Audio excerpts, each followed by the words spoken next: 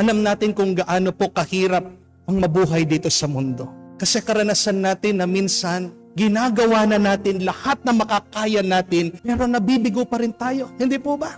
Kung minsan, wala ka naman talagang ginagawang masama sa isang tao, pero bakit kinamumuhian ka niya? Bakit sinisiraan ka ng taong yan? Kung minsan, nagtsatsaga tayo, nagpapagod tayo, nagpupursige tayo, pero ano man yung gawin natin, bakit bumabagsak yung ating business? Bakit minsan hindi ka pumapasa sa exam? Wala ka naman bisyo, healthy ang lifestyle mo, pero mababalitaan mo, may cancer of the lungs ka. Yan ang malungkot na katotohanan, na minsan, kahit na naging mabuti ka at tapat sa mundong ito, hindi ka gagantimpalaan. Dahil ang gantimpala ay hindi manggagaling sa mundong ito. Ang gantimpala ay manggagaling sa Diyos. Always desire for heaven, and let heaven be our motivation. Sana magpalakas sa iyo ng loob, magbigay sa iyo ng pag-asa, ay ang langit na darating ang araw, lahat ng iyong hirap, lahat ng iyong problema, lahat ng bigat ng buhay na ito ay may katapusan, may kaganapan, may kasagutan. Saan? Sa langit, pinagkakaloob ng Diyos.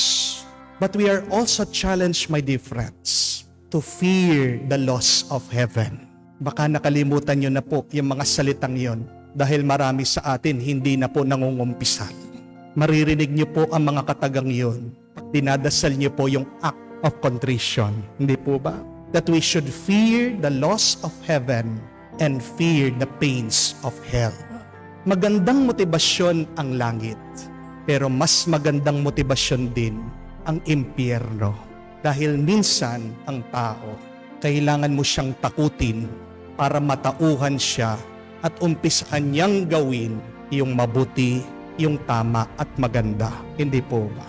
Meron po akong kakilala, napakataba, ilang beses na po sinubukan na magpakapayat. Pero ang hirap po nagda-diet. Di po ba? Ang hirap po maging disiplinado. Time and time again, nabibigo po, failure sa kanyang pagpapakapayat. Hanggang nung minsan, nakita ko po, nag-slim down, naging sexy.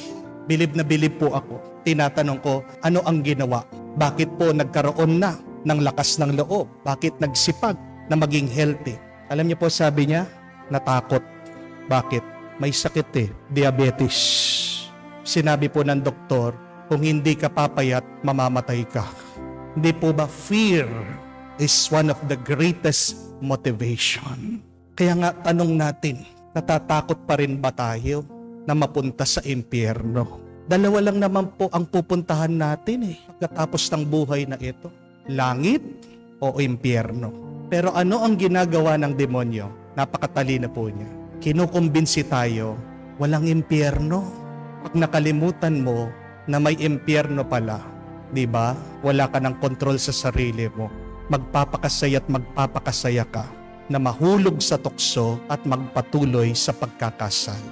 Ang impyerno ay nandiyan para matakot tayo at paalaala na hindi naman tayo ginawa ng Diyos para sa impyerno, para tayo sa langit.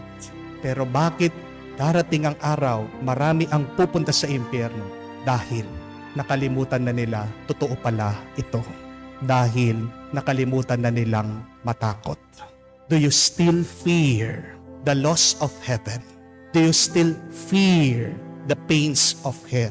May takot ka pa ba? Kung wala na, magdasal tayo.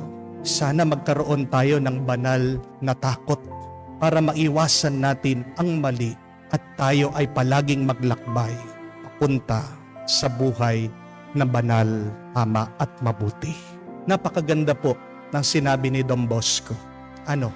Sabi niya, walk on this earth with your feet on the ground, but having your heart pinned on heaven.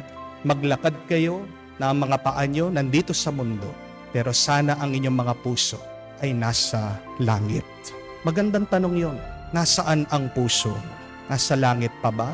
Dahil kung nasaan ang puso mo, diyan mo dadalhin ang kaluluwa mo, ang buhay mo.